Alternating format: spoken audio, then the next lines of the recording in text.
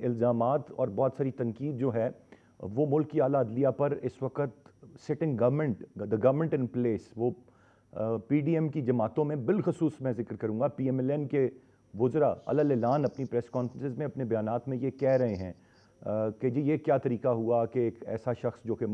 ملزم تھا وہ آیا اور اس کو ویلکم کیا گیا اور پروٹوکول دیا گیا. یہ جس طریقے سے ان کی رہائی ممکن ہوئی ہے آپ سمجھتے ہیں اس میں کوئی عدلیہ نے خلاف معمول کوئی چیز کی ہے یا یہ روٹین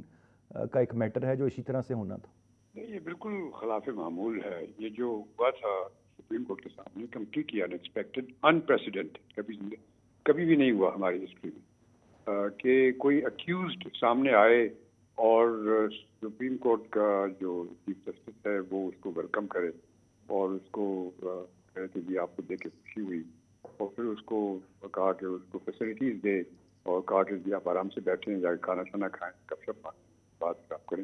یعنی کوئی ایک قسم کا فرینڈلی ماحول تھا وہاں پہ سپریم کورٹ میں جو کہ بڑا انیوژل ہے جو کہ کورٹ میں نہیں ہوتا. کورٹ میں یہ ایک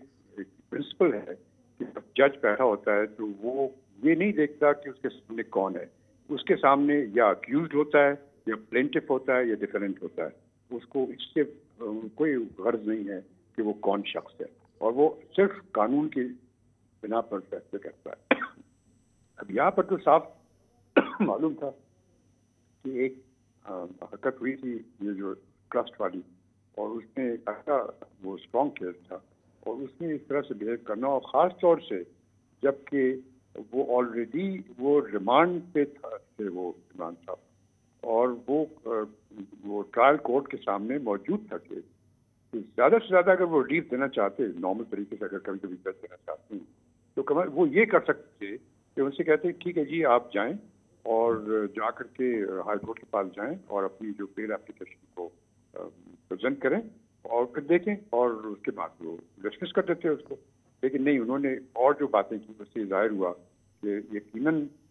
جو سپریم کورٹ تھی وہ انکلائن تھی ضرورت سے زیادہ ریلیف نہیں تھی. وہ کیوں یہ مجھے معلوم نہیں. اس کی وجوہات بھی ہو سکتی یہ بھی وجہ ہو سکتی ہے کہ آپ کو جیسے معلوم ہے کہ پچھلے چند دنوں میں ہماری جو پریزنٹ گورنمنٹ ہے اس نے الٹے سیدھے قوانین پاس کیے ہیں جس کا کوئی جواز نہیں تھا جو کہ ڈائریکٹلی اٹیک کر رہی تھی سپریم کورٹ کی پاورز کے اوپر اور وہ اس کی ضرورت نہیں تھی اور وہ غلط بھی ہے. لاز جتنے بنائے ہیں وہ سب غلط بنائے ہیں.